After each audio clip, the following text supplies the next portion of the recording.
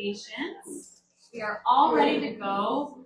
Welcome to PMS, Philosophical Musing Sessions. Who is joining us for the first time tonight? Oh, amazing. A sizable group. Welcome. My name is Ilana Gilovich, and this series is designed in the week right before my period, also known as the luteal phase. So I will be categorically unhinged throughout this evening. I've done 3 of these. I've never made it through one without crying. So here's lucky number 4. Buckle up. I'm deeply, deeply touched by the community that has continued to show up here every month to talk, to listen, to dream, to look into one another's eyes and faces as opposed to at our phones or into the void. So truly it is a gift. Thank you all for being here. So PMS is a series inspired by big feelings and big questions in which we embrace the provocation offered by the luteal phase to embrace all of our wild and wayward parts. We also invoke the metaphorical wisdom of plants in order to set the stage to ask smart and soulful people one essential question, which is, where do you find meaning? When do you feel most alive, most authentic, most connected to that great, fierce ballad of existence? And Bill and I were talking about this just before. I think this is a question that all artists are trying to answer all of the time in their creations.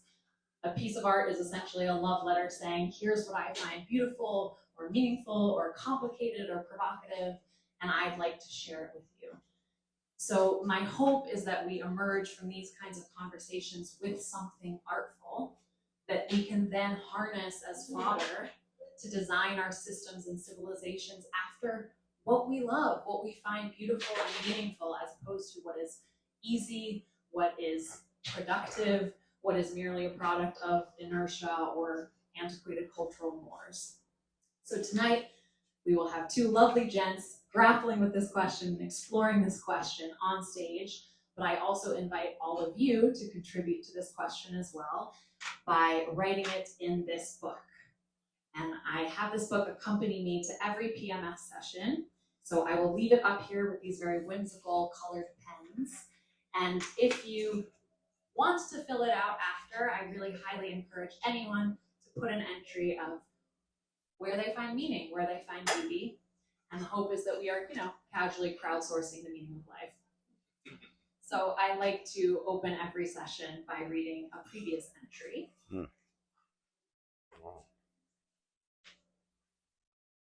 This person wrote, I will try to keep this short. I went through my first depressive episode when I was 12. GPA and classes and life lacked meaning. The only way I climbed out of nihilism was the realization that, like mushrooms, if life has no meaning, then whatever flavor I assign, it is valid. So, if that isn't some beautiful spiritual doctrine, I do not know what is. So I'm very excited for tonight because this is the first philosophical musing session featuring 2 male guests. For our blood ritual. I mean, I'm kidding. Gender isn't even real. Little checkpoint, little fiction.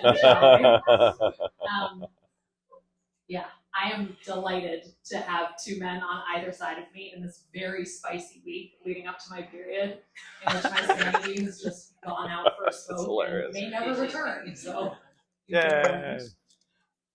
Some people might say that by titling the series PMS, I've essentially erected a huge sign saying no boys allowed, which, if that's your life motto or your personal credo, sis, I get it. Say less, I understand. But that's actually not the case. I believe that whether you have a menstrual cycle or not, we all deserve to become acquainted with our own thunderous passions and to be aligned with the wily rhythms of the earth. And I believe that the same brittle, culturally constructed tropes and myths that have denigrated women as crazy have also created some pretty inflexible, constrictive shapes for men, in the sense that all of their sublime chaos, all of their fury is marshaled into the martial, is put into violence, into the syntax of combat and collision. And what if socialized male feelings, or feelings of any category for that matter, didn't need to be unleashed? See, I'm gonna cry. It's happening already. Didn't need to be unleashed upon others, but instead were encouraged to just be released into the wild and into the ether. And it's my hope that people of all gender expressions have an outlet for that necessary bloodletting, and I mean that metaphorically, for our brute human animal bodies, not as an act of dominion over others, but as a means of figuring out our most maniacal and mysterious selves and accessing those in healthy and shame-free ways. So, all this is to say, thank you. Pay him handsomely to do a little.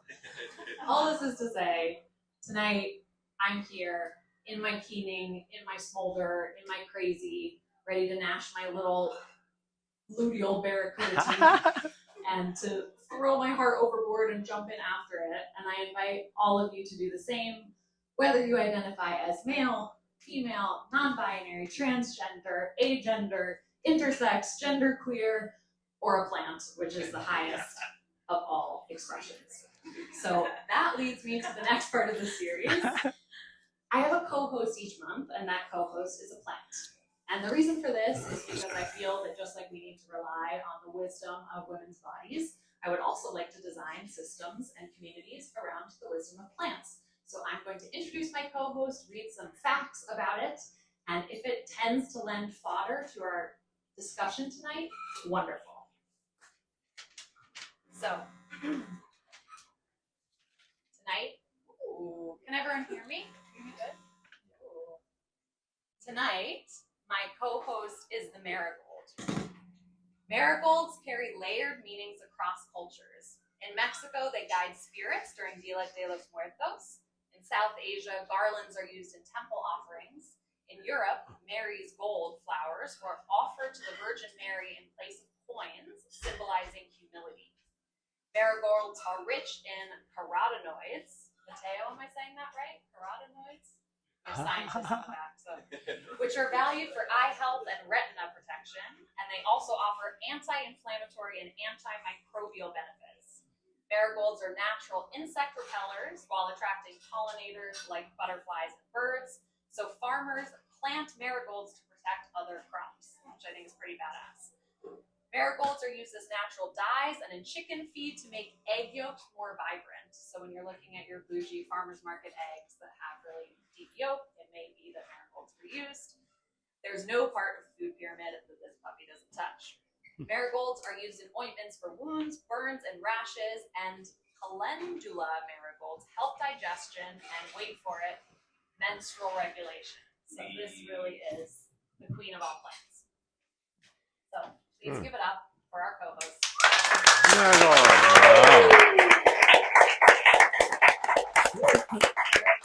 Quite fragrant. Ooh, I'm getting a sign that yes. Ooh, thank you. Rise. They're quite fragrant, and we give these plants away at the end of the session. So if anyone would like to take home one of the co-hosts, that would be wonderful. And now it is my great pleasure to announce our two special guests. Mark Fisher is an international speaker, consultant, and entrepreneur. Mark is the co-founder of Business for Unicorns, whose mission is to help gym owners build a gym and life they love. BFU has worked with many of the leading fitness studios across the US, UK, and Australia. Past clients include Sony Music, Sylvan Learning, Novus Surgical, and Security Scorecard. Besides BFU, Mark is most well known as the co-founder of Mark Fisher Fitness, one of the most unusual gyms in the fitness industry. If you have seen Mark shirtless with a unicorn on his head, you know this gym. Mark Fisher Fitness grossed nearly $34 million between 2012 and at the end of 2024, when Mark successfully exited and sold the company. They've also been featured in Forbes, New York Times, New York Post, Huffington Post, and the Wall Street Journal. In addition to consulting, Mark continues his career as a gym owner through his newest company, Unicorn Wellness, really sticking with the theme, a franchise and alloy personal training. So give it up for Mark.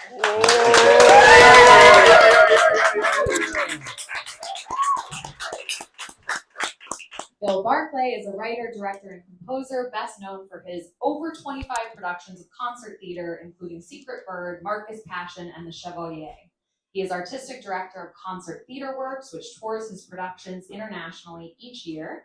As director of music at Shakespeare's Globe in London, he produced live music for over 130 productions and 100 concerts, composing original music for over a dozen shows, touring to 6 continents. Wow.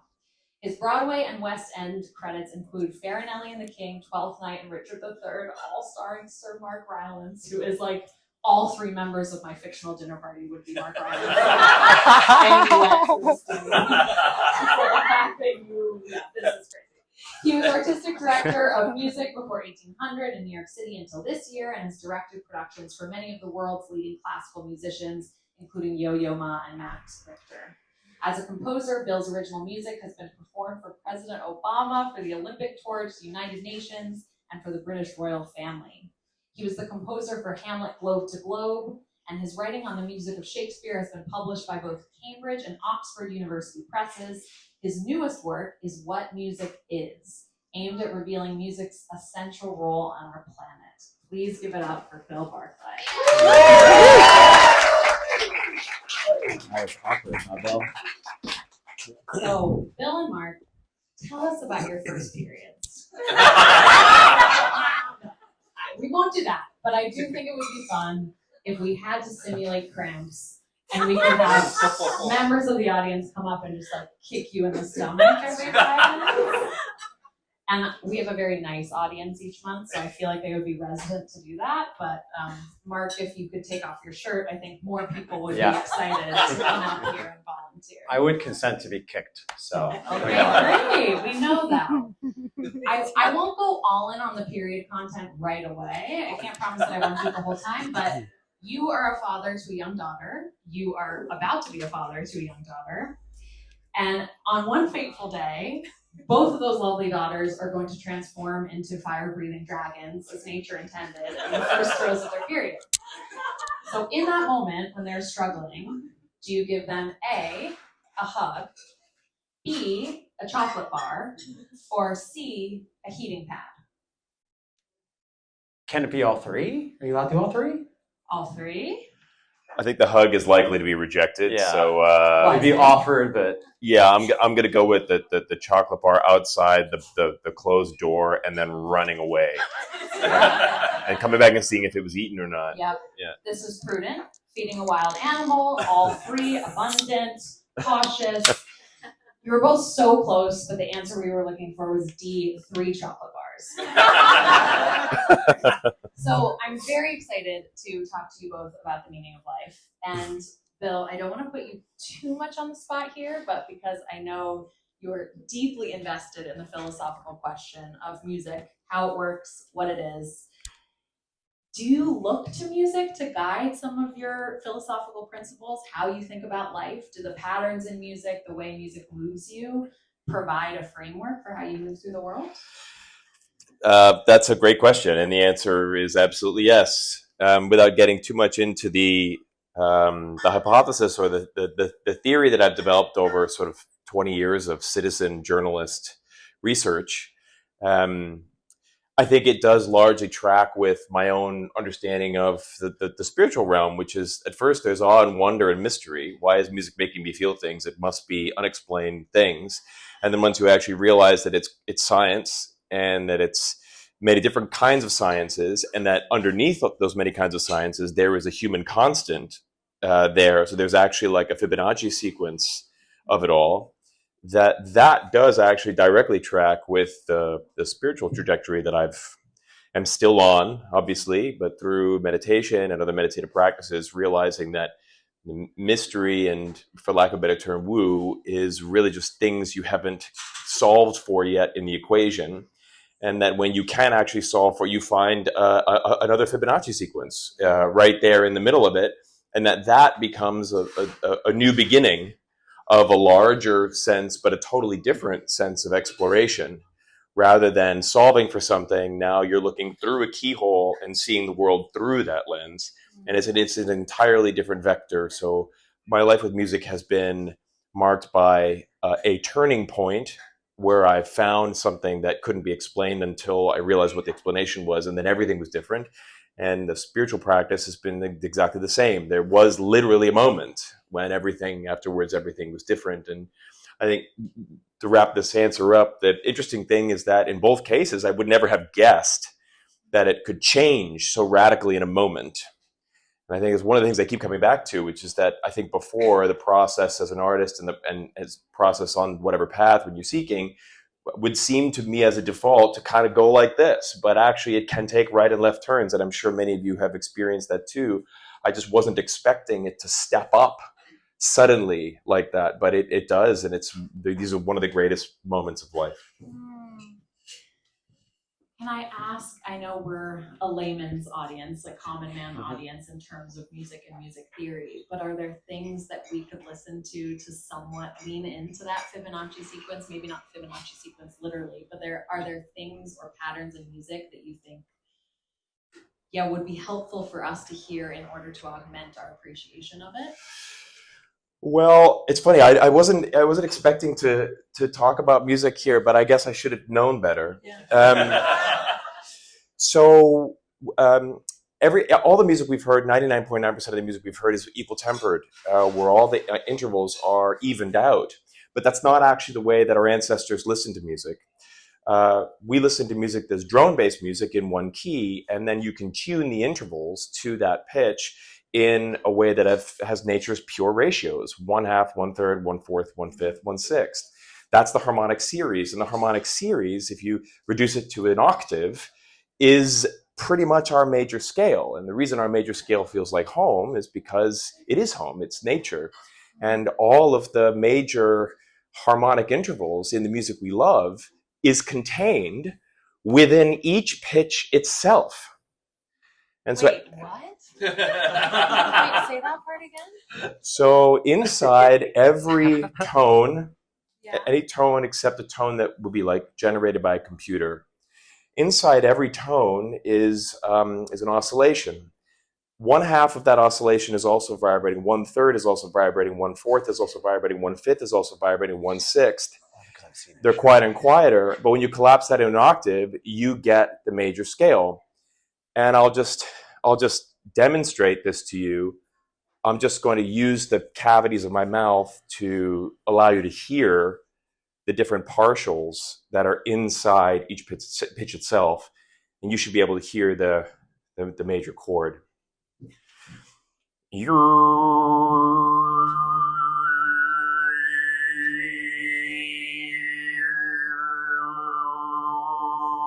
you hear them? Yeah. So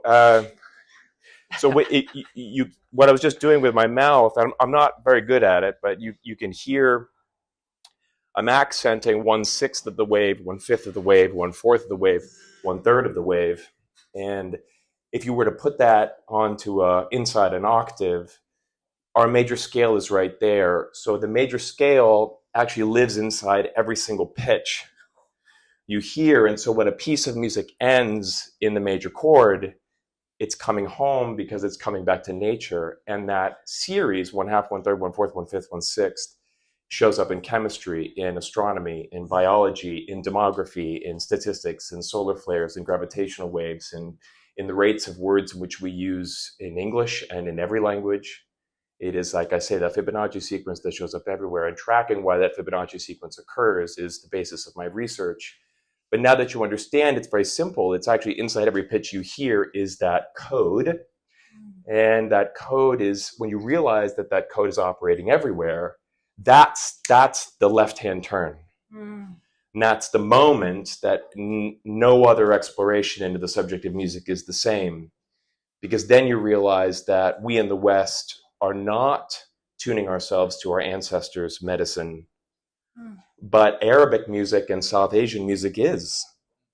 Their scales, the maqam and Indian rags, are completely in line with this knowledge. And we have made a Faustian pact in the West to be able to modulate to different keys. And in order to modulate to different keys, which is our harmonic language, we needed to make all the intervals the same. Thereby, we sanitized nature's core intervals to create this halfway house that allows us to modulate and create interesting orchestral music, but denies us the medicinal value of the music that is from tens of thousands of years of anthropological existence. So there you have it.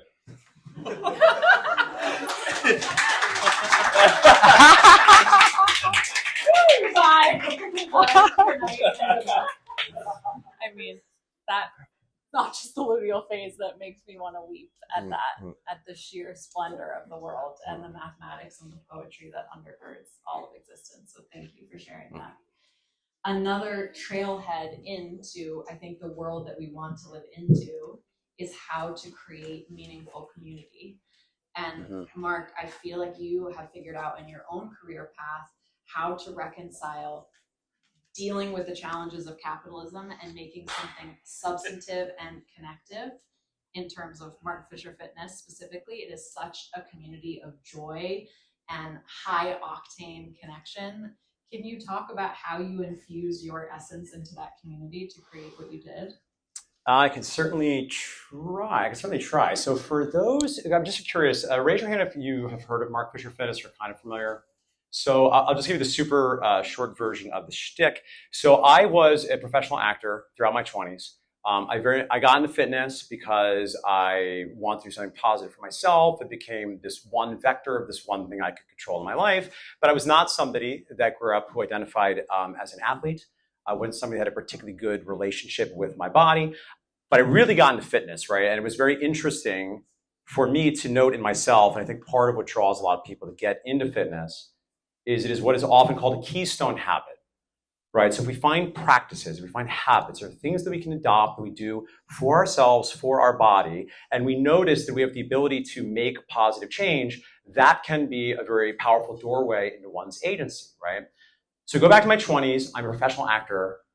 I'm doing okay. I'm auditioning. I'm like making some dollars. And I'm really getting into like the fitness thing. And I'm working with my friends, and many of them are actors and artists. And I sort of get inspired by this idea of, okay, well, what if I take the work of my mentors, who I think are so smart and a little bit maybe stodgy and not maybe accessible or resonant with my friends, and I make it for my friends, right? So the beginning of Mark Fisher Fitness, the tagline that came to me was ridiculous human, serious fitness. And then I later hired other people. In the beginning, it was ridiculous humans, serious fitness, right? I wanted to create something that was like very good from a fitness perspective, that was good fitness, good nutrition, good behavior change, psychology, but covered in a chocolate sauce of madness. So rather than calling our clients members, we decided we would call them ninjas. And since they didn't like a gym, we called our home the Enchanted Ninja Clubhouse of Glory and Dreams. And we sort of adopted the unicorn as something of a spiritual mascot. And, you know, for me, the game was so much with playing with any of the conventions of what other people might be interested in. And certainly a lot of it came out of like my friend group, which was Broadway people, which were a lot of people that didn't feel comfortable in a lot of the spaces and places, which were beautiful and they were cool too. But I think there's always like a little part of me that is like the 13-year-old looking for where to sit at the lunchroom, and then you're defeated, eat in the bathroom stall. And I wanted to make something for all of my friends, right? So that was sort of, I think, the beginning of what Mark Fisher Fitness was. I was very fortunate because this love letter to these people, they really responded to it.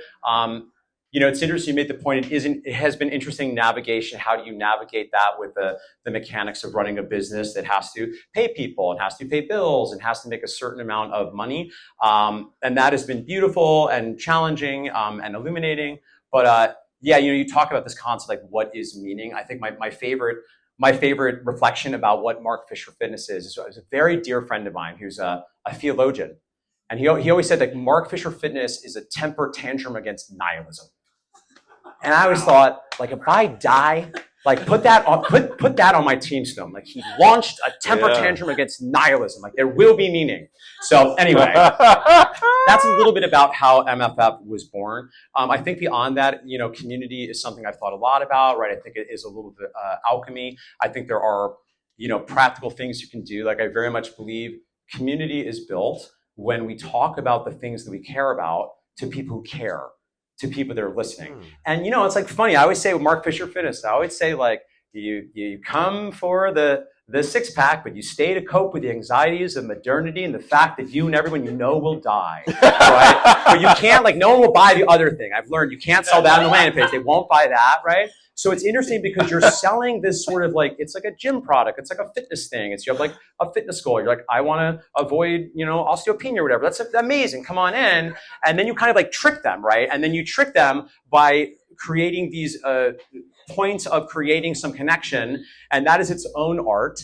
Because I will say the other piece of it that is mercurial is, it's not really math, right? Like you can't like make fetch happen. You can't like make your two little kids be friends with each other. So what we tried to do, and I think we did imperfectly, but I think overall well, was just invite, and do so in a spirit of service and a belief that like, you're okay, I'm okay, this is confusing, I don't know how it's going to turn out, but I'm here and I'm glad you're here, and we can be confused together in a way that is human. And it was a weird gym. It was a really weird gym. Yeah. So, on that wonderful note, I would love to dive right into the subject matter, which is the very casual question of what is the point of existence in your personal experience? Where do you find meaning? How do you seek beauty? How do you stay pressed up against the skin of life? Well, that's going to be me first, isn't it? Yep. Yeah. Can it just be ninjas and unicorns? I mean, that can be your answer. Well, first of all, you are fucking marvelous.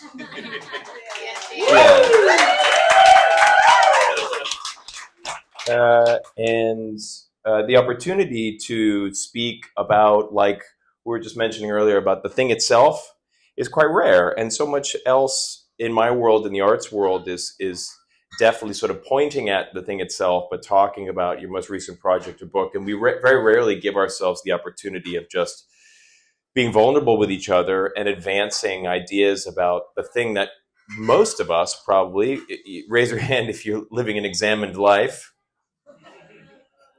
Good, about half the people in the room. That's good. That's good. There's room for all of us to grow. We think about it all the time.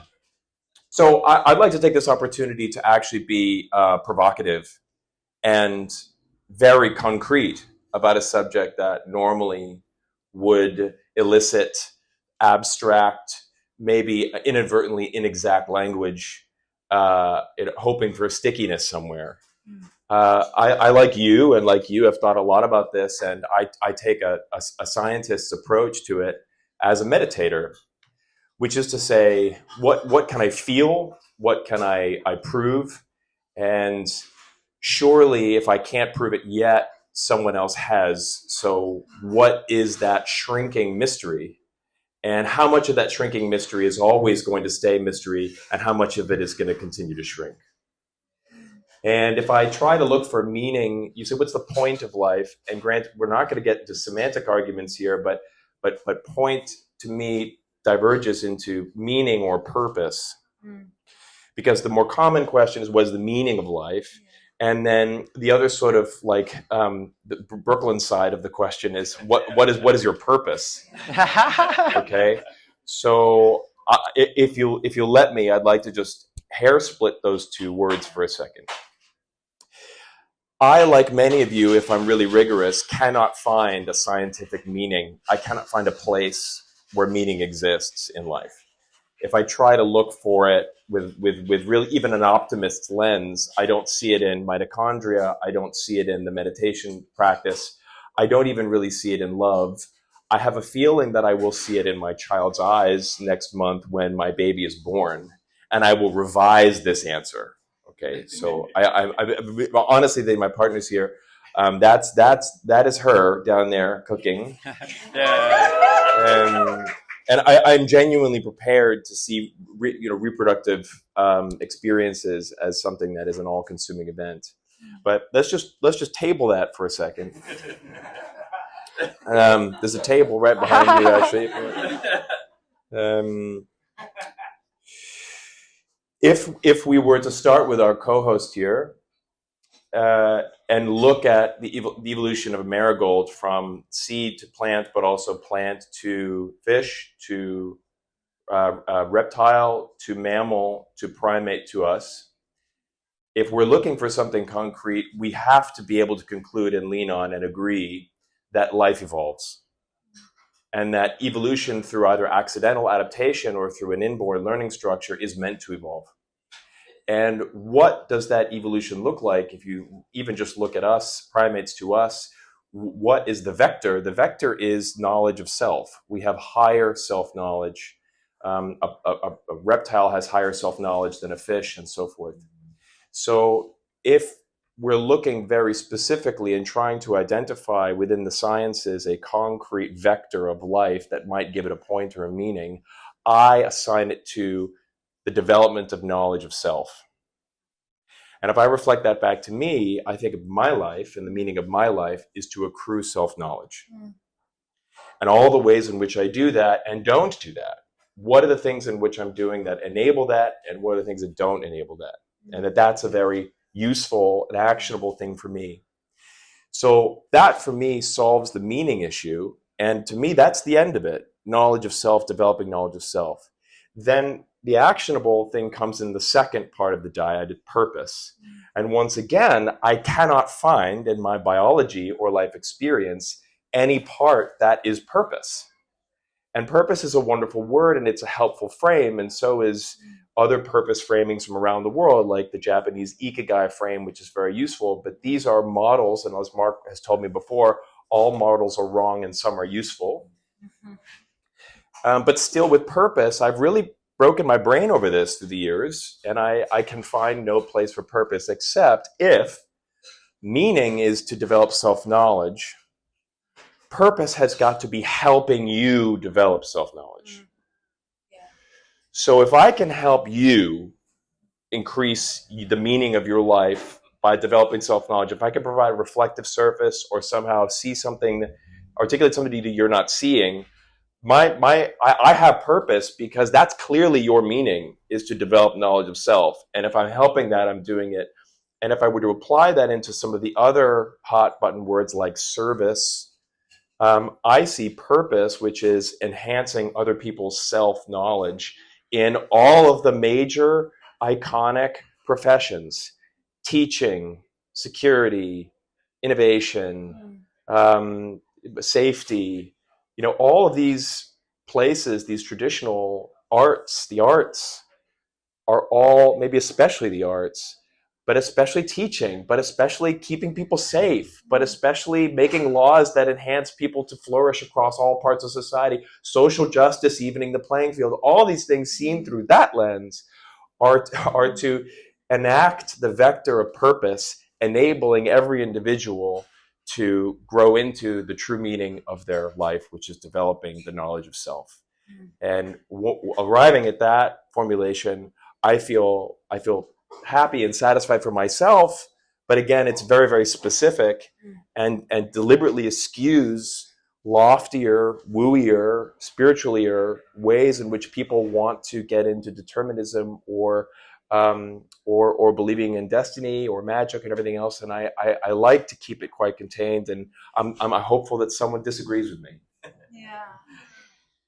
I am not done with you yet. I have two follow-up questions. One is, when you talk about that ever diminishing, ever receding terrain of what is unsolvable or undiscovered, in an ideal world, does that disappear entirely, or do you want to retain some of that mystery? Do you want some knowledge to be ever elusive, ever outside our grasp? I'm a storyteller, right? So if that nub goes out, I lose my job. So I think we want to keep a little mystery to get people buying tickets to the theater. Quite honestly. Yeah. And then this is a pretty rough question to put on you, but you are such a nimble, agile thinker that I feel confident about it. When you're talking about this dyad of meaning and purpose, can you connect that allegorically to what's happening in music like you did before? Is there some type of splinter that happens in music, in the self-refracting and mirroring of other, that happens in chords and harmonies? Yeah, the way that it maps onto music is that meaning is is what resonates with you, and that purpose is what resonates with us. And so in what music is, the concept here is actually called entrainment.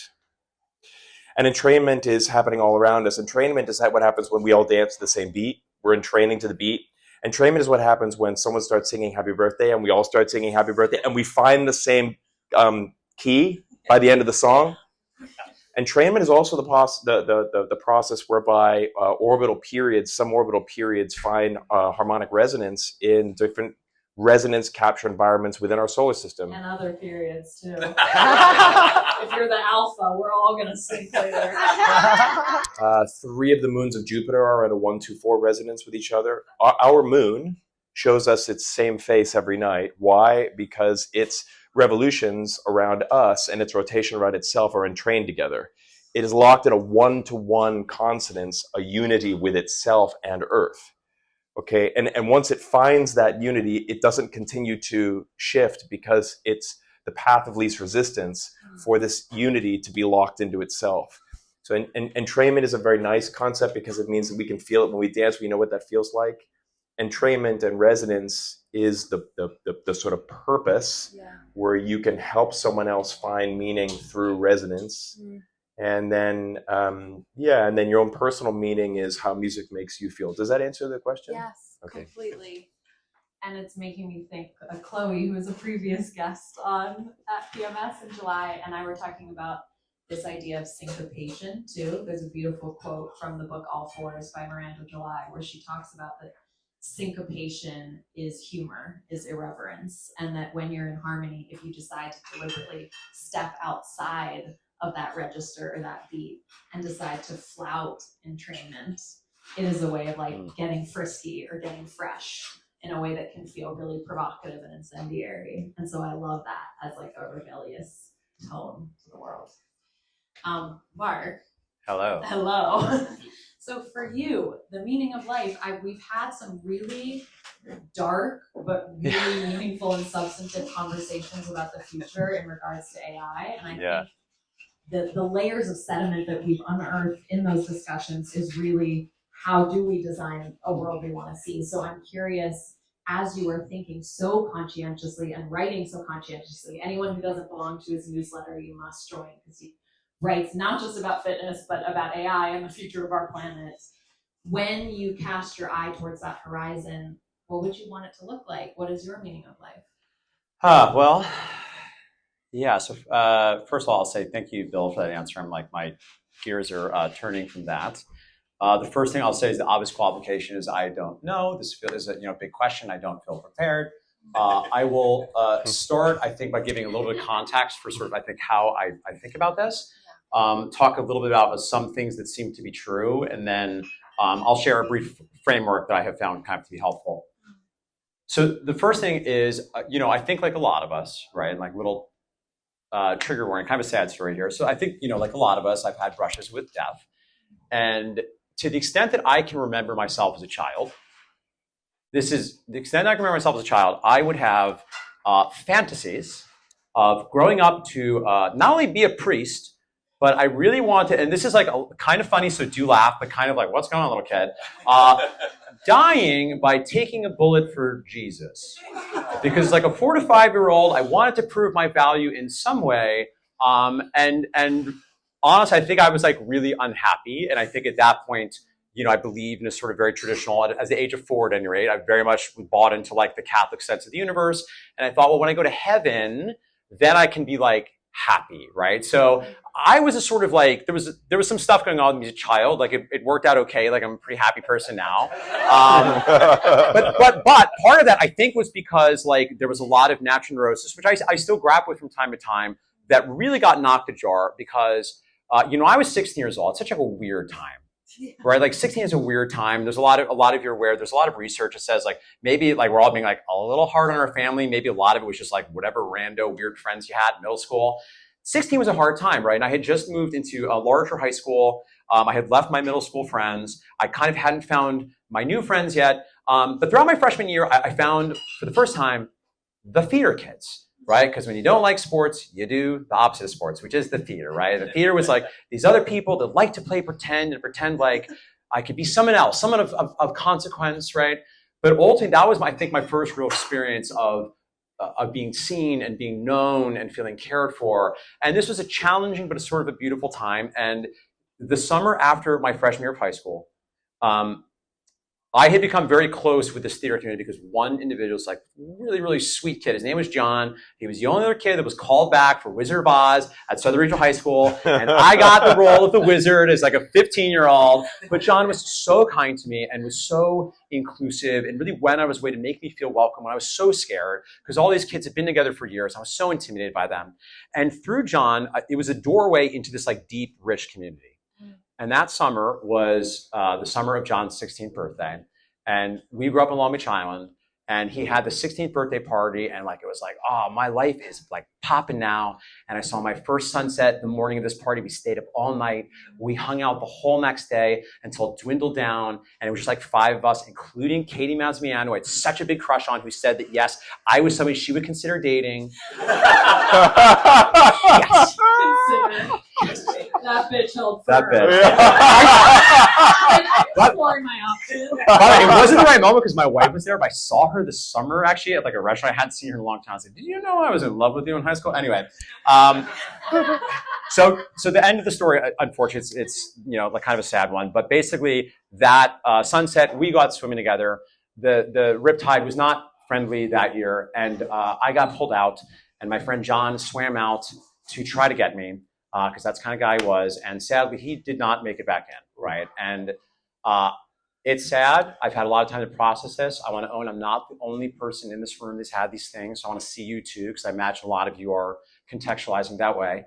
And I wouldn't have wanted to happen, but I actually feel like that saved my life. I feel like that helped me see in powerful ways how brief life was. It probably gave me, and those of you in this room, some of you know me very well, gave me a lot of anxiety and a real sense of the danse macabre, which I think works mostly for me, except when it works against me, just like all of your strengths.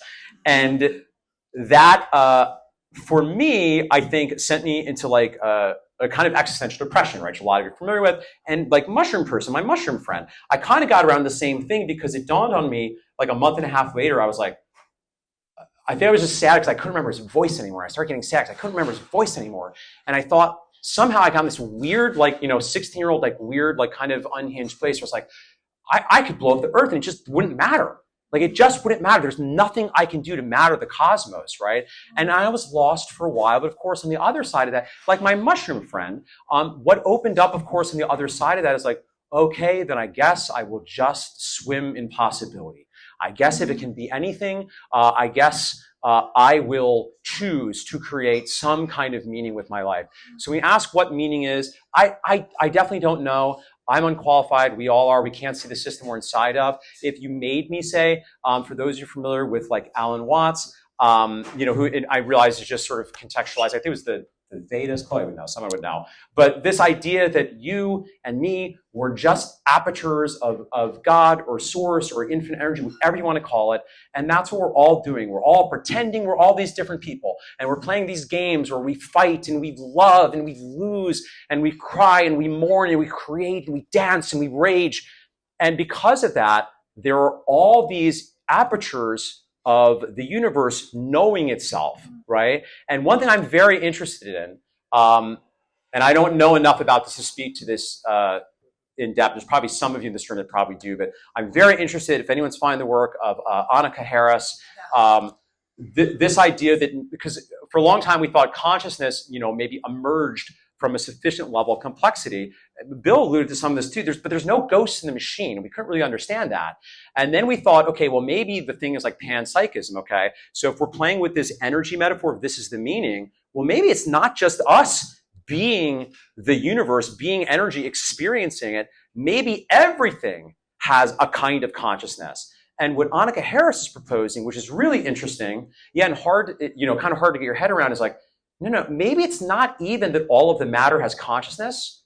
Maybe it's consciousness is the fundamental thing.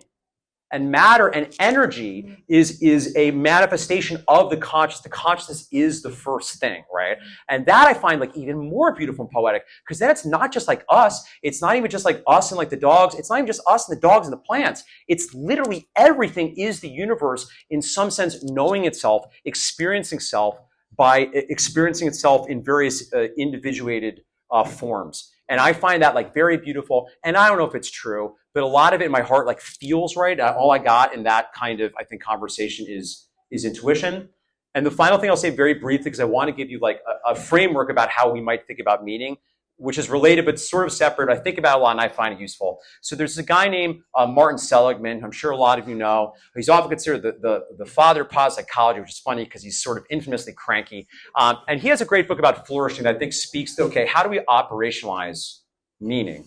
And he has an acronym that I think about a lot, so I want to give it to you. It's PERMA.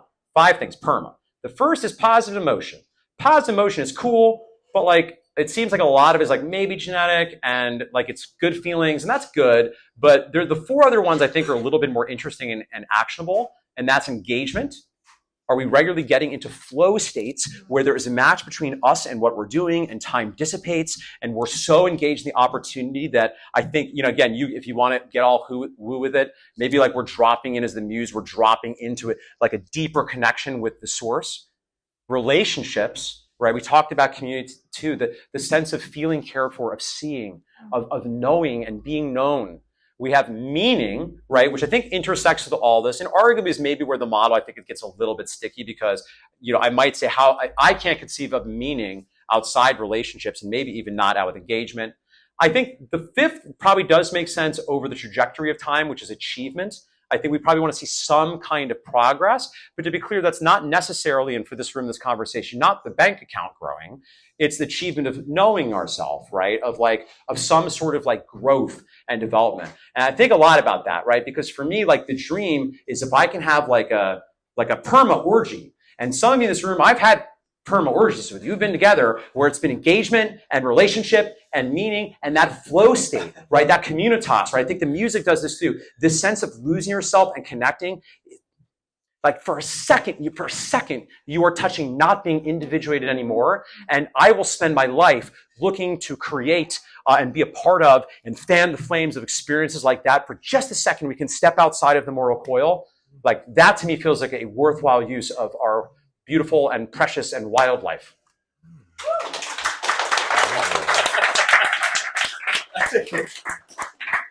No, I'm good. It's fine. Oh, okay. Before we open it up, I seriously, wow, this is what the doctor ordered. So before we open it up to questions from the audience, we'll have time for about 1 or 2. I'd like to conclude by asking this question to all of our guests, which I think we could actually map the PERMA metric onto if we wanted to. What is one memorable encounter that you've had with art in your life? Could be a meal, could be a fashion show, could be a concert, could be an orgy, what have you. But something that is tattooed in your soul and has placed an irrevocable kiss on your life. When I first got to the Globe, it was 2012, and in London, and we were doing, the Olympics were in London, and we were holding a Globe to Globe festival. We were doing all 37 works of Shakespeare, but by the national theaters of 37 different countries, doing one play in their own language. So you had Italy coming in doing Julius Caesar, you had Palestine coming doing Richard II, you had National Theatre of China doing Richard III, etc. And they were all in these different languages, and the Portuguese, so the Brazilian production of Romeo and Juliet came, which had been traveling the world as a clown show for 20 years. And I was sitting next to my friend Raul, who some of you know, who was visiting at the time, and it was just one of the most profound audience experiences of my life, partly because as a Shakespearean, to see a country's best actors who don't speak English and who are therefore freely adapting the play without any, totally unmoored from the text in the way that we are so reverent about each word that Shakespeare wrote. And in adaptation, you can be so free.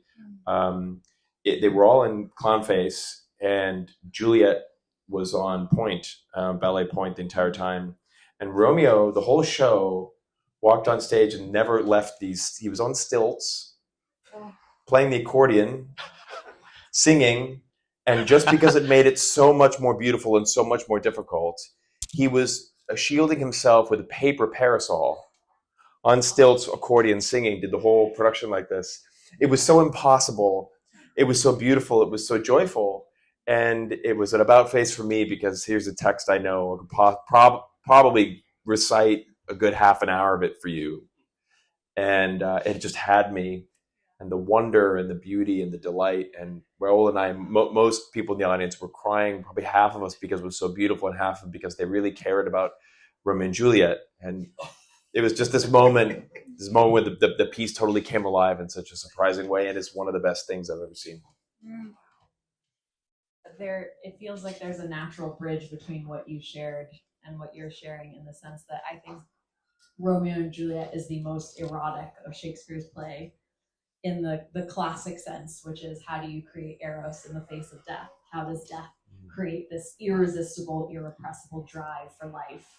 And in the case of these doomed, fated lovers, it spouts the most celestial poetry in which there is resonance. And when we're talking about rhythm and harmony and cadence, I was in a production of Romeo and Juliet, and there's this monologue in Act 3, Beast. I was like, how am I going to cry? I feel like I can't just muster up tears. Clearly, I was not a very talented actor. I was like, how do I do this? And the rhythm of that monologue naturally engenders a panic attack. Truly. If you are just loyal to the cadence of those lines, you will start to sort of hyperventilate based on how that is happening rhythmically. And I bow to the bard. So You did good. yeah, he did good. First, I want to say something is in my eye, so I'm not crying. I would cry. I have no problem doing that, but there's something in my eye. If I want to cry, I'm going to cry. I didn't get the whole thing like, men aren't supposed to have feelings. I didn't get that message. So, you know, the theater experience I think of, and one thing this is interesting, I'm reflecting on, maybe we can like informally talk about this after, is I'd be curious to understand how many, as you reflect on your artistic experiences that just like left you undone, that are like a hallmark, a pillar of your life.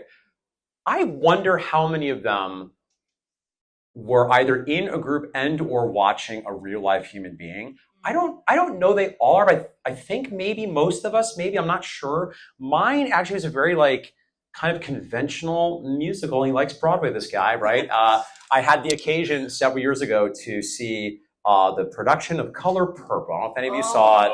Oh boy, Cynthia Erivo, before she like, oh boy. What a special person. So anyway, so Mark Fisher Fitness, we trained a lot of Broadway people, back of house.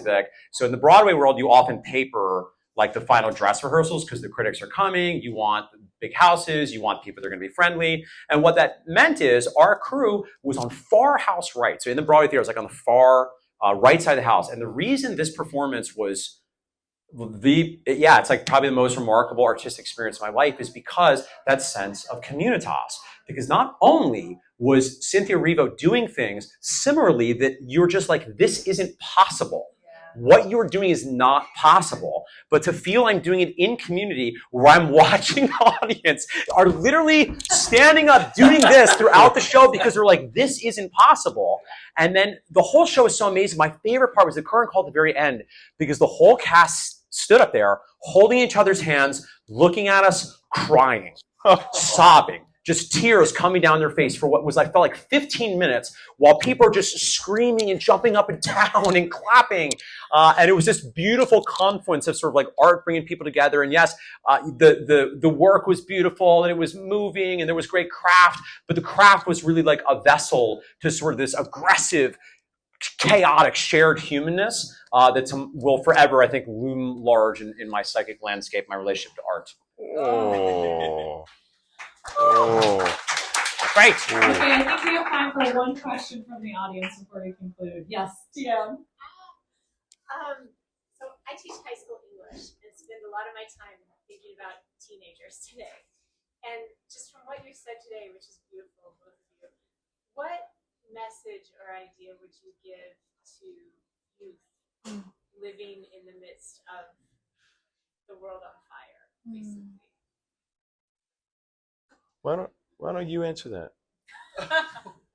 No, I want you to. I was actually looking at your beautiful beloved, who is also a high school teacher, and the Littles. littles is also an educator of the youth, of the next generation of minds.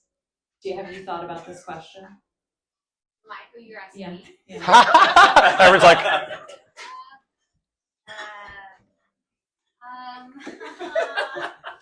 I think about this a lot too. I teach pre-K, so they're the opposite. They smell better. And I think they're cuter. But no, I think it's a, oh, you want the microphone? Oh gosh.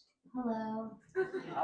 I'm with him. I think it kind of ties back into what all of these folks were talking about, which has to do with the idea of, like, you know, I think taking responsibility for being the grown-ups in the room is like one of the worst parts of adulting, and it's also one of the most empowering parts of it. And so, like, having the doing whatever we need to do to actually believe ourselves when we tell children that they're safe and that they're that we'll do our best to keep them safe. That, like, kind of foundational piece. I have an 11-year-old, so I think often about, like, what translates from, like, what I tell my 4 and 5-year-olds and how it actually is the same thing I tell my friends. It's the same thing things I tell my daughter.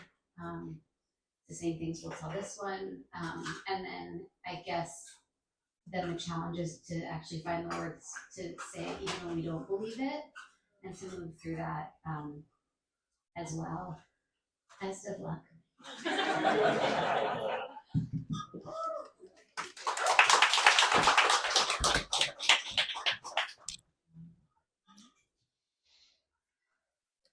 yeah, I don't know if I have anything to add to that, honestly. Yeah. Nope. Nope. Thank you. Thank you. Thank you. And as we conclude, I would like everyone to, if you would like to just close your eyes for a moment. We have life percolating in this room right now, life about to enter the earth side. And just taking a deep inhale in, letting it out on the out breath. And as we take this next inhale, absorbing all the goodwill and the might and the singularity of vision and purpose in this room, and exhaling, sending goodwill and warmth and love and strength to bolster those high schoolers and everyone that has come before us and after us. May all beings be safe, free, known, held, and loved. Thank you so much for coming tonight. Thank you to Bill. Thank you to Mark, our incredible guest. Thank you to our wonderful co-host, Marigold, reminding us to protect our eyes and our vision and to color all that we see. A reminder to fill this out before you leave. And also, just for total transparency, I want to give another thank you, because when you purchase a ticket, your money goes to Dead Letter Number 9 and our fantastic producer and videographer, Sarah and Nina. All the videos you see, all the photos that you will get come from Nina. The poems that you see printed, our newsletter, our email list, the voice on that's singing so beautifully on our videos, the opening sequence, all of that is Sarah and Nina. It is incredible to work with these two artists, so I'm really, really grateful to the two of them. Thank you both so much.